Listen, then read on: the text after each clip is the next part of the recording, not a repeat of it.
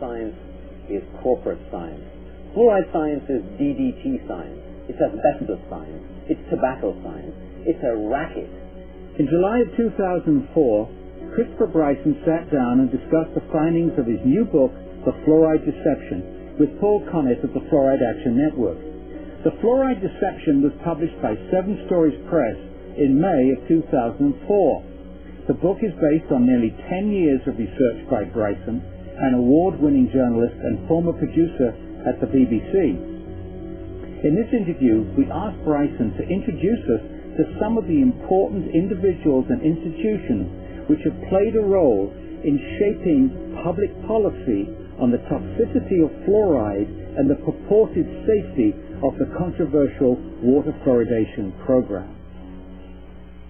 In 1993, I was working at Rockefeller Center in New York as a radio producer for the BBC, and I got a call from London. There was a local water fluoridation battle in the north of England, in Leeds, and the producer, there was a daytime radio show, You and Yours was the name of the program, and the producer said, "Chris, what do you know about fluoride? What do the Yanks think about fluoride? Is there an American angle?" And it was a very, familiar request to me. Is there an American angle to the story? And I said, "Look, I don't know fluoride from a hole in the wall. I have no idea about fluoride, but let me make a few phone calls and see if I can't help you out." And my first call was to Ralph Nader in Washington. And I'm not sure why I called Ralph Nader, but it was a consumer issue. And Mr. Consumer, Ralph Nader, I thought, let's give him a call. And I got through, and he said, "Look, I don't know a great deal about water fluoridation, but I've never had terribly good feelings about it. Here are the names of a couple of scientists you ought to speak with." And he gave me the names of Dr. William Hersey, who then and now is a chemist at the Environmental Protection Agency, and Dr. Robert J. Carton. Bob Carton had been with EPA, but at that time was then over at the U.S. Army. And I went down to Washington and met with Dr. Hersey and Dr. Carton, and they explained to me that the safety standards for water fluoridation in this country are based on fraudulent science.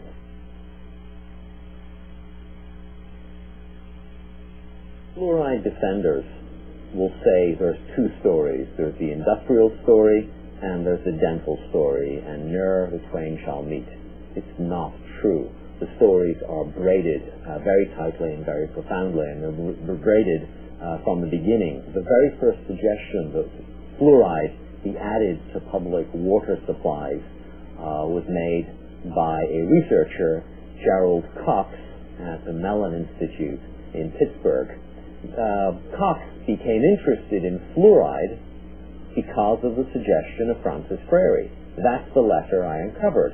Francis Frary is the director of the aluminum laboratory for the Aluminum Company of America.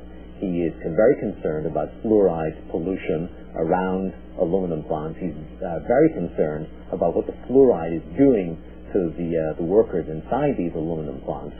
But his suggestion to Gerald Cox is to look at fluoride's dental effects, and it's upon the basis of that suggestion that Gerald Cox makes his proposal to add fluoride to public water supplies. Right at the very source of the stream, you find the aluminum industry.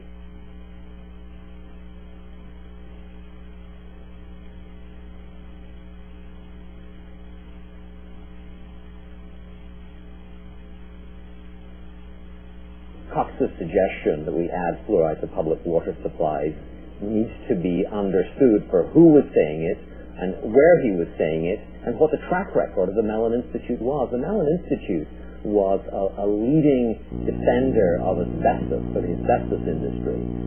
Today, industry are facing a tidal wave, a crippling tidal wave of lawsuits for people who have had their health damaged, been killed by asbestos. Well, for generations, the Mellon Institute produced research that said that mesothelioma was caused by something other than asbestos.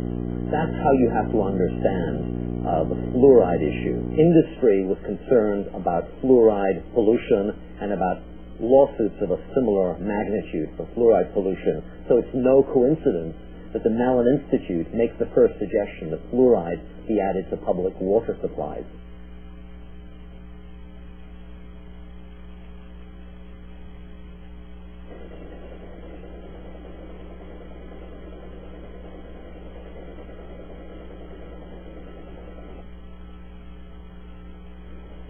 It's quite astonishing, Paul, the degree to which environmentalists have not been educated about fluoride.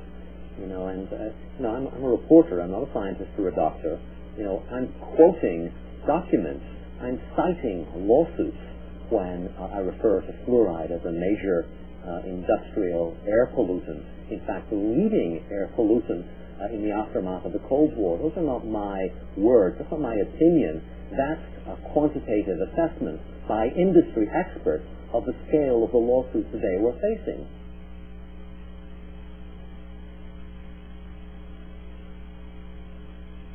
The most notorious air pollution disaster in U.S. history was the Halloween air pollution incident in Donora, Pennsylvania, a mill town south of Pittsburgh, where a couple of dozen people and several thousand were injured because of effluents coming from a U.S. steel plant, which were trapped by a temperature inversion.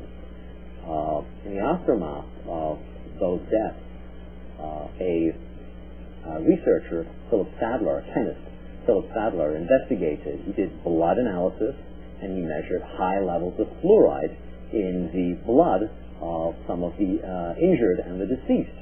He published that data along with data which found high levels of fluoride in vegetation and a lot of other circumstantial evidence indicating fluoride poisoning.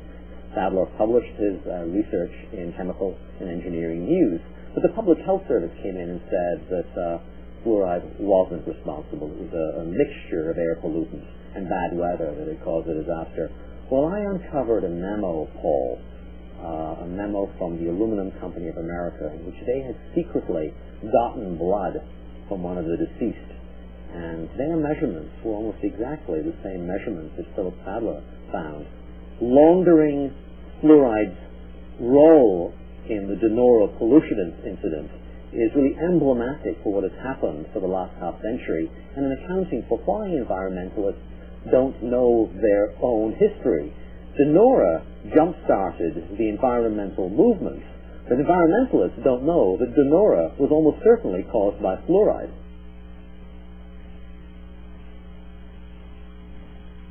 This looks very hard.